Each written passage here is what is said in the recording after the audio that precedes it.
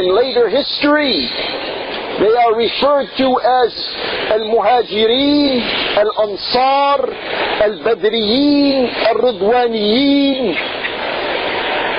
Al-Sabiqeen, etc. And then there were those who, even though they commercially or conveniently became Muslims, they were referred to as Al-Munafiqeen. And they were there in the masjid, they were there in the battles of the Muslims at times, and they were there to show their disloyalty by disagreeing with Allah's Prophet from time to time and from year to year.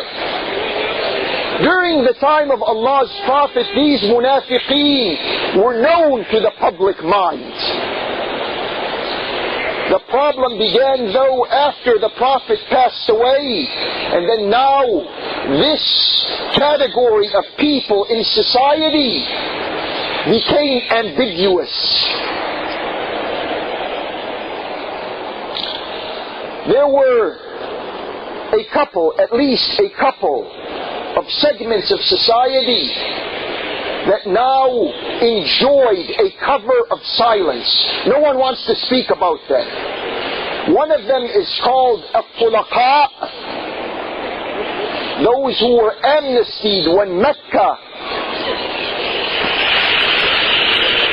was liberated, and those who are called Al-Mu'allafatu Qulubuhum,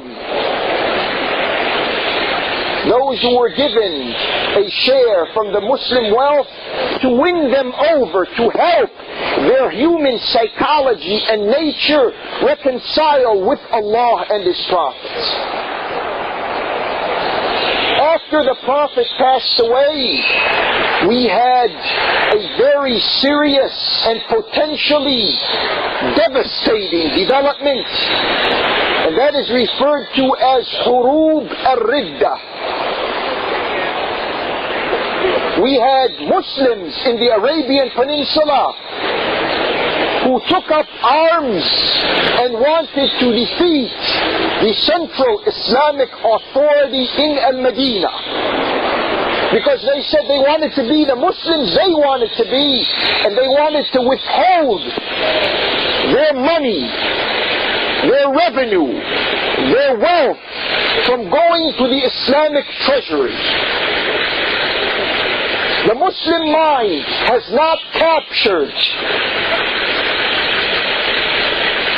with satisfaction an answer, a societal, a social, a sociological answer to why this occurred. And then, when Abu Bakr and Umar ruled, they ruled with an eye, with a keen eye, and with the supportive help that they had from that proximity of people to the Prophet on the wealth of the Muslims. And the people in Arabia were poor. They didn't have budgets. They didn't have agricultural produce. They didn't have natural resources. They didn't have an industrial base, all of which generate wealth. This wasn't there. So the problem of money was not a problem to speak about that would erode the social cohesiveness of the Muslims at that time. But something peculiar happened when the third successor to the Prophet, Uthman, became the leader of the Muslims. Now, wealth became an issue. And we have to understand this, brothers and sisters, in light of the movement of people during that time.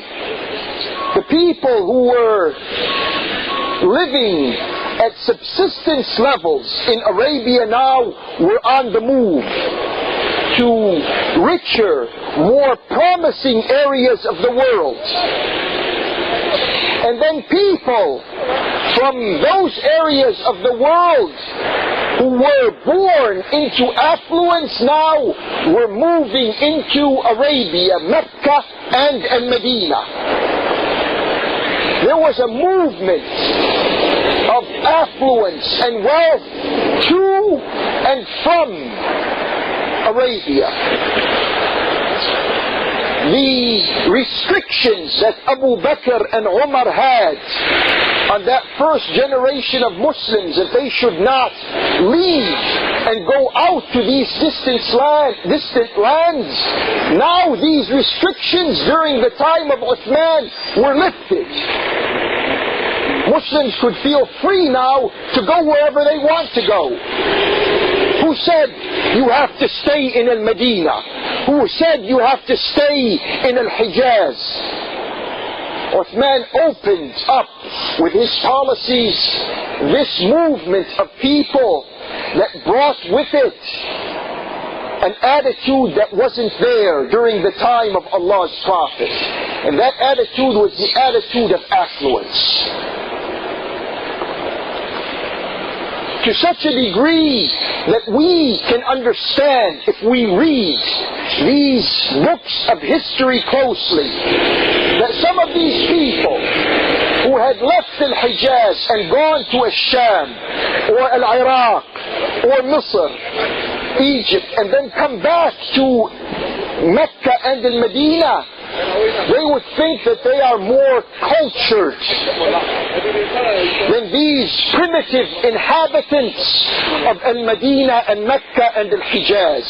Much like today's immigrants who come from the depressed parts of the world and settle in America or in Europe. How do they feel towards their original people in Africa and Asia? They feel like they are more cultured.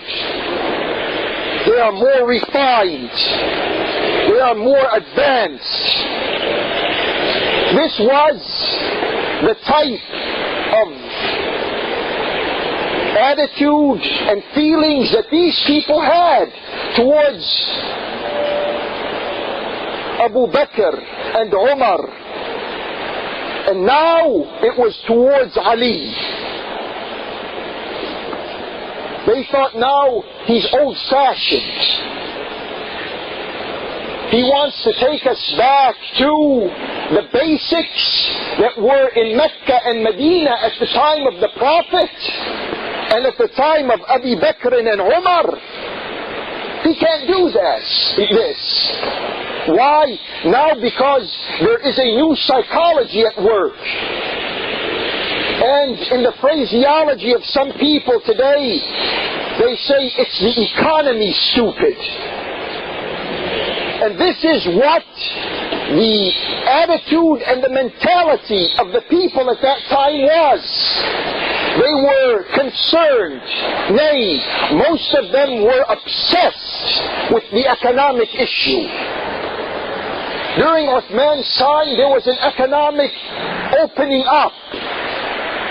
People felt right now that their markets were thriving. They were making money at the expense of al-haq and al-adl, this justice. And we saw the corrective movement that was led by what people today call the idealists. These were youth, young people who wanted to correct Uthman.